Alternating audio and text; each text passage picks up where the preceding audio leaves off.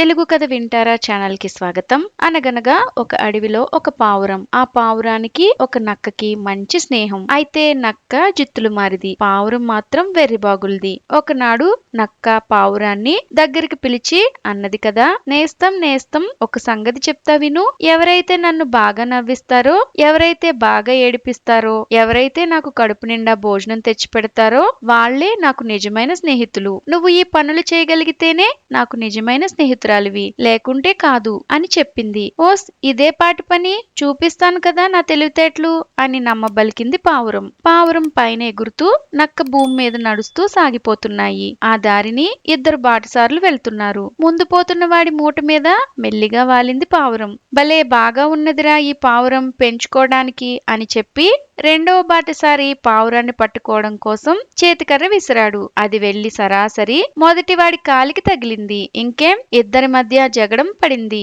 ఇదంతా వినోదంగా చూసి నక్క పొట్ట చెక్కలయ్యేటట్టు నవ్వింది. పావురం వచ్చి ఏం నేస్తం, ఎట్లా ఉంది అని అడిగింది. చాలా బాగున్నది అని అంటూ సంతోషాన్ని తెలిపింది నక్క. మరి కొంచెం ముందుకు సాగిపోయినవి నక్క పావురము. అక్కడ రెండు వేట కుక్కలు కనిపించాయి. పావురం వెళ్లి వాటి మీద వాలి చురచురా పొడిచి ఉసుకొల్పి తను పోయి చెట్టు మీద కూర్చుంది. కోపంతో ఉన్న వేట కుక్కలు నక్క కంటపడగానే దాన్ని పట్టి పళ్ళార్చి నానా హింసలు పెట్టినాయి. బాధకి తట్టుకోలేక నక్క ఏడిచి రాగాలెట్టింది. పావురం దిగొచ్చింది. ఏం నేస్తం, ఎట్లా ఉంది అని పలకరించింది.